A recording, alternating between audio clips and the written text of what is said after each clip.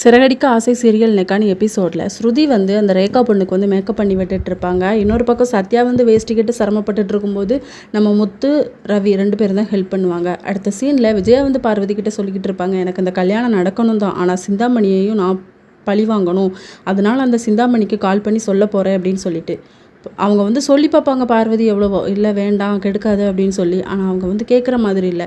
அடுத்த சீனில் அண்ணாமலை வந்து பாட்டிக்கிட்ட சொல்லிக்கிட்டு இருப்பாங்க, கோயிலில் வச்சு கல்யாணம் பண்ணியிருக்கலாமா அப்படின்னு சொல்லும்போது முத்து சொல்வார், பாட்டி காலங்காலமாக வாழ்ந்த வீடு, இந்த வீட்டில் வச்சு கல்யாணம் பண்ணாதான் அவங்க நிறைய காலம் நல்லா வாழ்வாங்க அப்படின்னு சொல்லி. சத்யா வந்து ரேகா ரூமில் இருப்பாங்களா, சத்யாவோட அம்மாவும் வந்து ரேகாவை நல்லா கவனிச்சிட்டு இருப்பாங்க. சீதா வந்து கிண்டல் பண்ணுவாங்க, அம்மா நம்மளை மறந்துட போகுது அப்படின்னு சொல்லிட்டு. விஜயா வந்து சிந்தாமணிக்கு கால் பண்ணுவாங்க, நான் என் மாமியார் வீட்டுக்கு வந்திருக்கேன், அங்கே ஒரு கல்யாணம் நடக்க போது, உன் பொண்ணோட கல்யாணம் தான் அப்படின்னு சொல்லி வீடியோவை அமுச்சு விட்ருப்பாங்க. இதை பார்த்தா அவங்களுக்கு ஷாக் ஆயிரும். அவங்க ஹஸ்பண்ட் கிட்ட சொல்லி வந்து 2 பேருமே வண்டியில் அவசரமாக கிளம்பி வந்துட்டு இருப்பாங்க. ரேகாவுக்கு கால் பண்ணி பார்த்தா அவங்களும் எடுக்க மாட்டேன்பாங்க.